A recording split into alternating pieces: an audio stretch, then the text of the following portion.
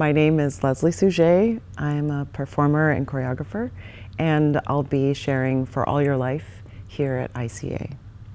A lot of my work starts with a seed of information, and usually that's coming from mining my own experiences in the world. And sometimes to understand that, I'll look to historical facts, whether that's with my family legacy or other cultural points of interest that can kind of give me a seed of interest that I'll look into and research, and from there they can tendril off into a million different things. For All Your Life is an evening-length performance that is set up sort of like a presentation or a seminar. It's part informational film and part sales pitch. We learn about life insurance and its history and how it's connected to a mechanism that has been around for hundreds of years to value and commodify lives and bodies. Life insurance has a history of selling policies for slaves. So it started in the transatlantic slave trade, and I read an article that New York Life, which was once the Nautilus Mutual Insurance Company, sold policies for slaves that were averaged around $400. And then I actually had a number where people had put on a black body, and it complicated my sense of belonging in a world.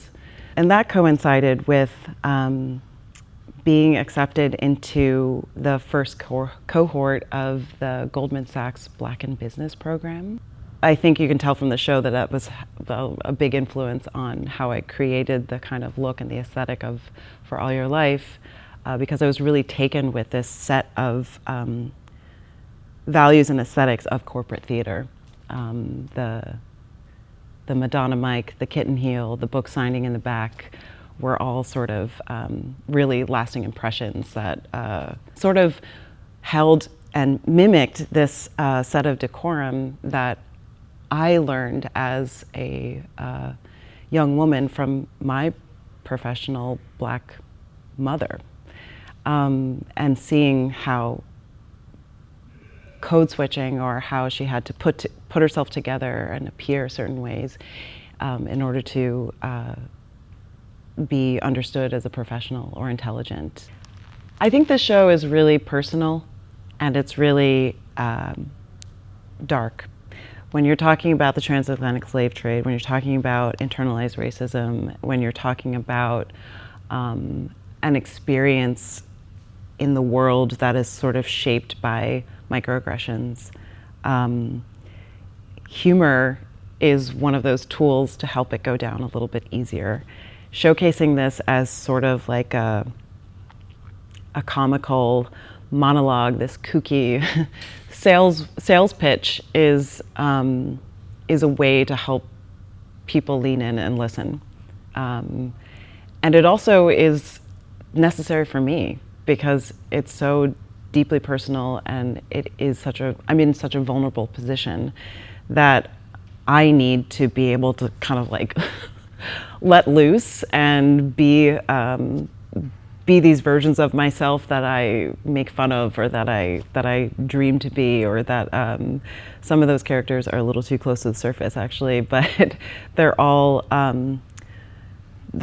like necessary for me to talk about this stuff. When we're in the theater, we can dream, and we can imagine, and we can be in fantasy, and it's not fantasy for a performer. It's real. It's real life. It's actually happening with my body, with my labor, with my effort. I hope people take away an understanding, or a little bit more compassion about the value of an artist, especially a performing artist, especially a woman performing artist, especially a Black woman performing artist.